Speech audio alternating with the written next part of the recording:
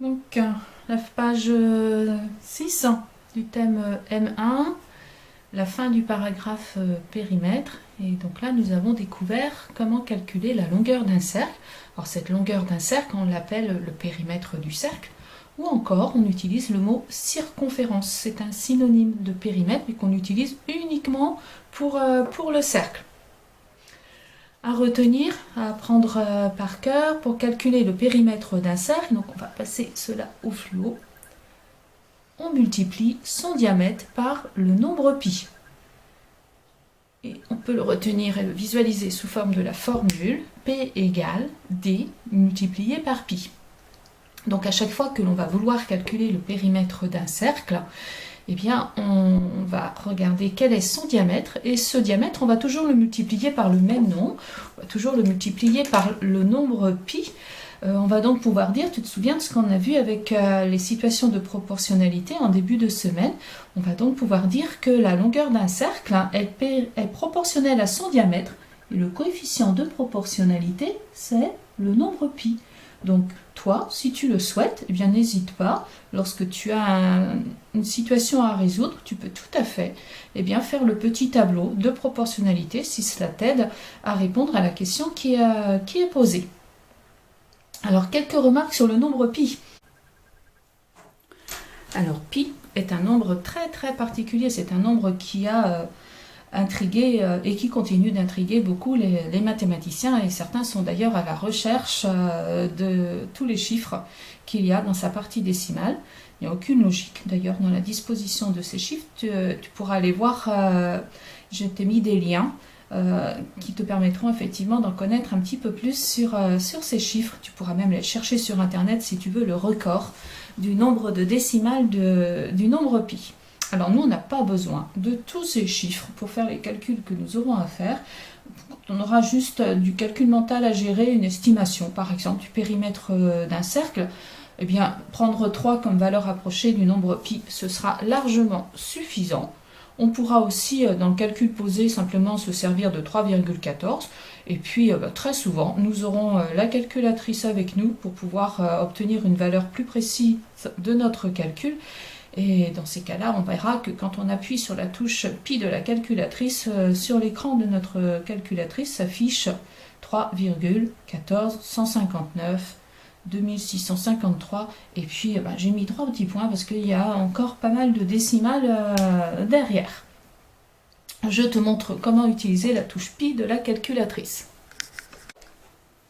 Alors, sur la calculatrice, tu te souviens, on a déjà parlé effectivement que certaines touches de notre calculatrice avaient des fonctions doubles. Tout ça pour éviter qu'on ait une calculatrice qui soit beaucoup trop grande au niveau de sa surface. Ce serait un peu compliqué à transporter.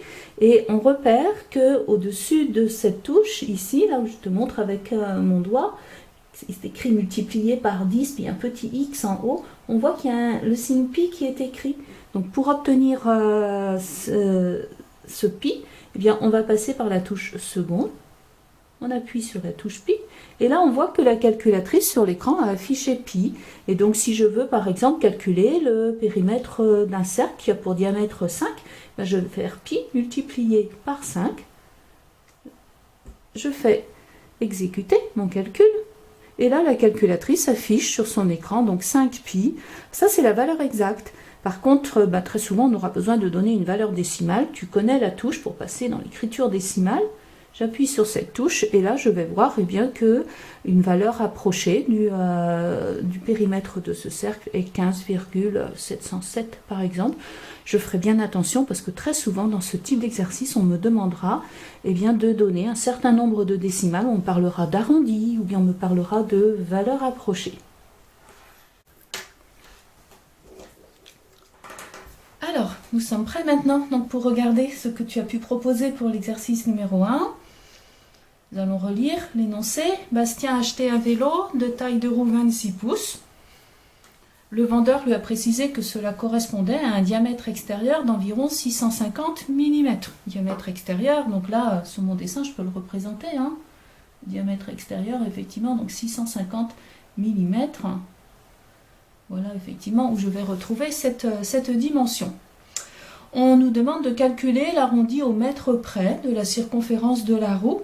Donc là, je vais faire bien attention puisque dans les informations, on me parle d'un diamètre de roue qui est de 650 mm et il faudra que je donne une réponse arrondie au mètre près.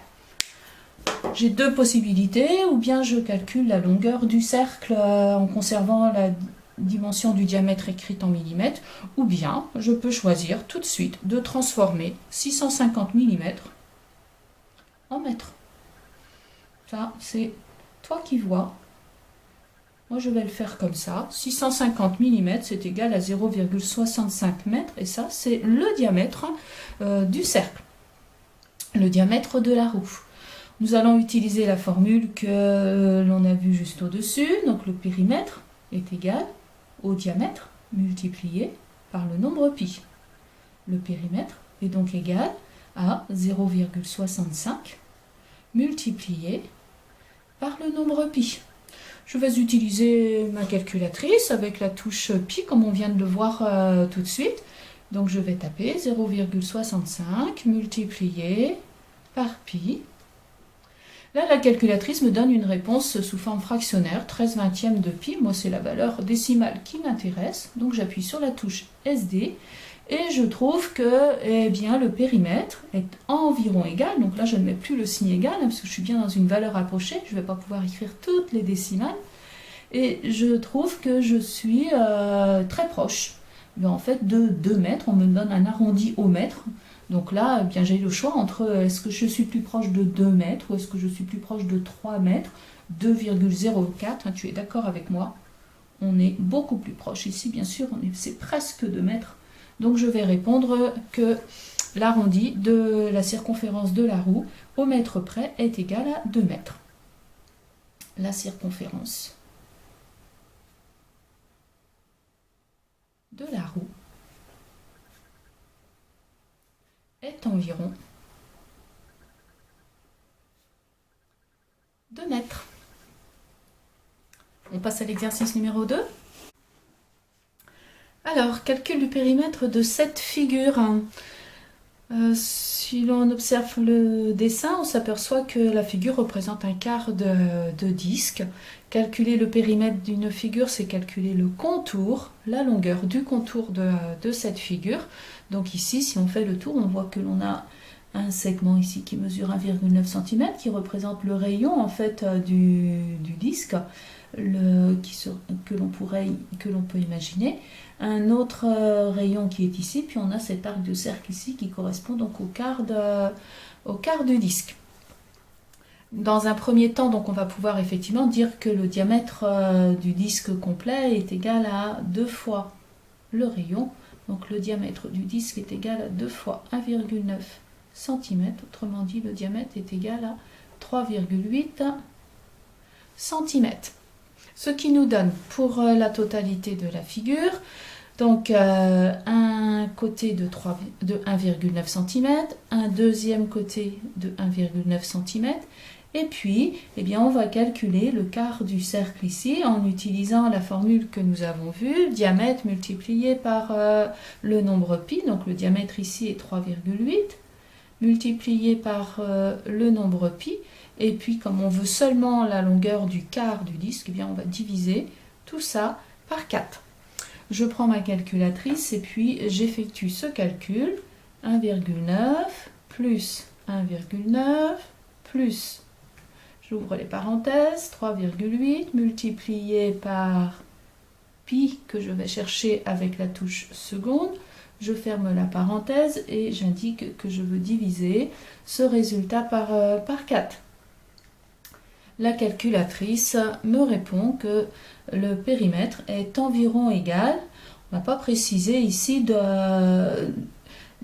d'indication particulière sur le nombre de chiffres après la virgule que je devais donner. On a une dimension qui est donnée en centimètres. Si on donne un chiffre après la virgule, ce sera très bien pour avoir des millimètres. Alors la calculatrice, elle affiche 6,78. On peut faire un arrondi ici et proposer 6,8. On est plus proche de 6,8 que de 6,7. Et donc on va pouvoir conclure que le périmètre de la figure est environ 6,8 cm. Voilà pour ce bilan, cette fiche bilan sur la longueur d'un cercle.